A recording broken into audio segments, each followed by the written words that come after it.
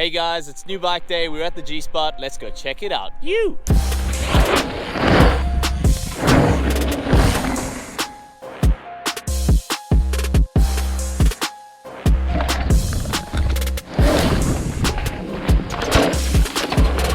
How's it guys? Welcome back to All Ride. We're out here in the beautiful G Spot. Pretty much an awesome summer day, and well, as we alluded to, there is a new bike in the house. So basically today's episode is dedicated to bringing you the first ride impressions of the new bike, as well as my take on where I think that bike's going to fall into the South African mountain biking landscape.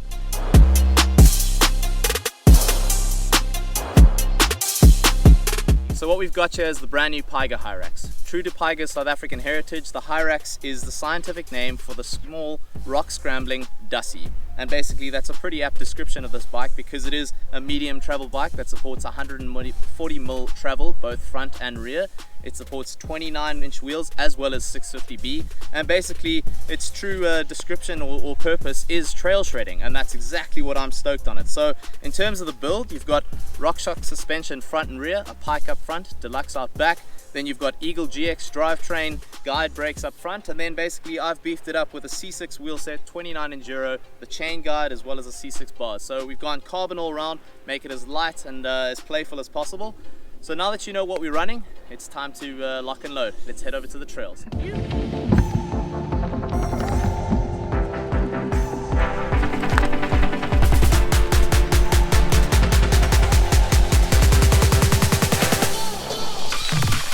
An important consideration when getting a trail bike or an enduro bike these days is, believe it or not, is how well it actually climbs. Here in South Africa, you've got a lot of transitioning and climbing to do to get up to the rad stuff. We don't have any chairlifts. This particular bike caters for my not so strong climbing capabilities by providing no pedal bob, and even on flat pedals that makes a massive difference because it speaks to pedal efficiencies. Why is that important? Well, basically it allows me to ride longer, climb quicker, and then basically charge the descents harder.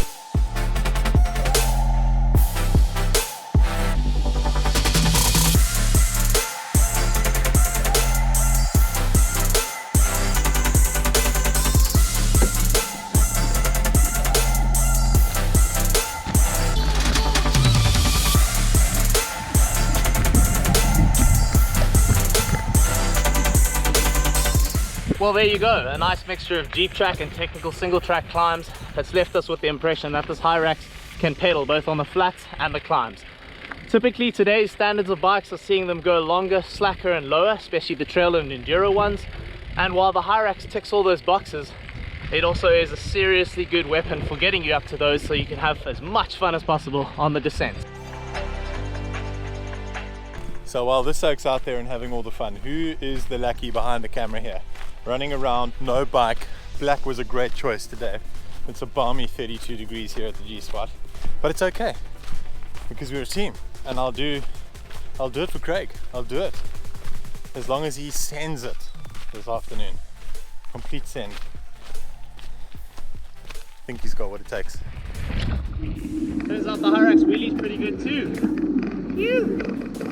Sick. Drop it in.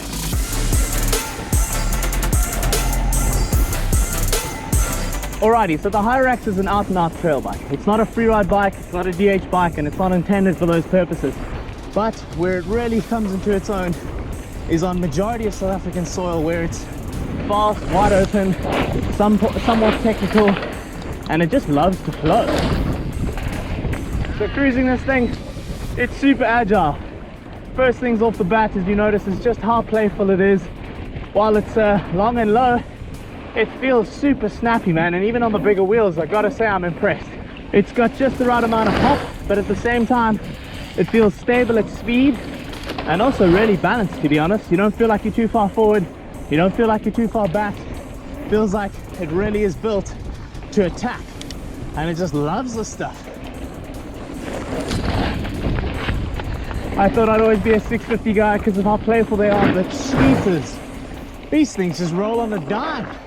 So yeah, G Spot's not exactly the most technical trail from a rock and roll perspective, but if you hit this at high speeds, these berms and rollers and gaps can become pretty challenging, and this is a really good playground to A, test bikes, B, improve your skill set, C, have one hell of a time. Phew! Alrighty, so there you have it, 140 mils of trail shredding awesomeness. To give you a bit more context on the numbers, I'm running a large size frame, and with the flip chip in 2 different settings, I'm in the low setting, and that provides you with a 65.6 head angle, and you got 434 mil chain stays length, and then the reach is 470, so it's nice and roomy. And basically what that all composes or brings about is that it allows me to have an all-round bike that I can go and ride a shuttle day and shred some gravity stuff, or I have enough of a bike to be able to go and do a marathon and basically be able to keep up with the likes of a Doug Bird. So all in all, I'm super stoked on this rig. It's been good to me so far, but we've got a lot of adventures to come. So keep it locked and loaded to AllRide. If you've got any questions or comments about the bike, hit me up in the description below. Otherwise, we'll see you next week for the next adventure. Well folks, thanks for watching. That's a wrap for this week's episode of AllRide. If you like what you see, hit the subscribe button and join us on Wild Air TV as we bring you weekly action from South African mountain biking.